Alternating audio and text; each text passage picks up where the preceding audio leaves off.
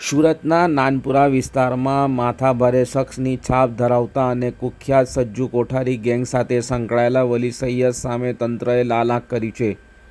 શહેરની ડોટીવાલા બેકરી પાસે આવેલી સરકારી જમીન પર ગેરકાયદે ખટકી દેવાયેલી 30 કેબિન અને 9 દુકાનો પર બુલડોઝર ફેરવી દેવાયું છે। નજીકના કબ્રસ્તાનમાંથી વીજળી ચોરી કરી આ દુકાનો અને કેબિનમાં પૂરી પડાતી હોવાનું સામે આવ્યું છે।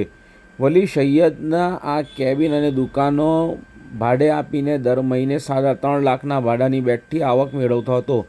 સરકારી જમીન પર 15 વર્ષથી વલી સૈયદે દબાણ કર્યું હોવા છતાં અત્યાર સુધી કેમ કાર્યવાહી નહોતી થઈ તેને લઈ પણ સવાલો ઉઠ્યા છે।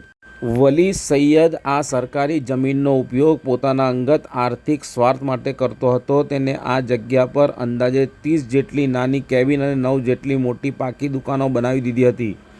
આ દુકાનો અને કેબિનો નાના વેપારીઓને ભાડે આપીને તે દર મહિને લાખો રૂપિયાની કમાણી કરતો હતો। આર્થિક લાભ મેળવવા માટે તેને સરકારી મિલકત પર પોતાનું વર્ચસ્વ જમાવ્યું હતું। પોલીસ તપાસમાં બહાર આવ્યું છે કે ગરીબ અને મધ્યમ વર્ગના વેપારીઓ પાસેથી વર્ષોથી ગેરકાયદેસર રીતે નાણાંની વસૂલાત કરી રહ્યો હતો। આ માથાભારે શખ્સ દ્વારા ભાડાની વસૂલવાની પદ્ધતિ પણ અત્યંત ચોંકાવનારી હતી। દરેક નાની કેબિન દીઠ તે વેપારીઓ પાસેથી દર મહિને 8,000 રૂપિયા વસૂલતો હતો, જ્યારે મોટી અને પાકી દુકાનોનું ભાડું 13,000 રૂપિયા રાખવામાં આવ્યું હતું। આ રીતે તે 30 કેબિન અને 9 દુકાનો મળીને કુલ 3,57,000 રૂપિયા જેટલી માતબર રકમ દર મહિને ભાડા પેડે ખિસ્સામાં નાખતો હતો। સરકારી મિલકતનો ઉપયોગ કરીને અંગત તિજોરી ભરવાનું આ કૌભાંડ પોલીસની સતર્કતાને કારણે અંતે ખુલ્લું પડી ગયું છે।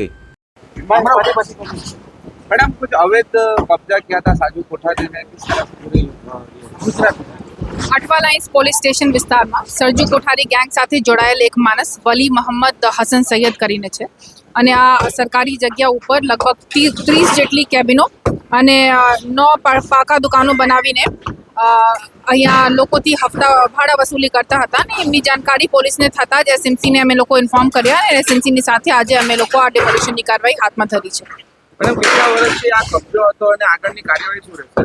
લગભગ 8 થી 10 વર્ષથી આ દબાણ છે એવી અમે લોકોને માહિતી છે અને આગળની તપાસ અમે લોકો કરી રહ્યા છે કે એક્ઝેક્ટલી એમઓ શું હતી અને હપ્તા ખરેખર કોણ લેતા હતા અને તપાસમાં કંઈ પણ આવે તો અમે લોકો કાર્યવાહી કરીશું। મેડમ બે કેટલી ગુસ્સીટોક લાગી ગઈ છે અને આવર પછી કોઈ ગુસ્સીટોક કેવું થઈ સત્ર પોલીસ કેવું થઈ નહીં, અગર કોઈ એફઆઈઆર દાખલ થશે આમાં તો અમે લોકો આગળની કાર્યવાહી કરીએ।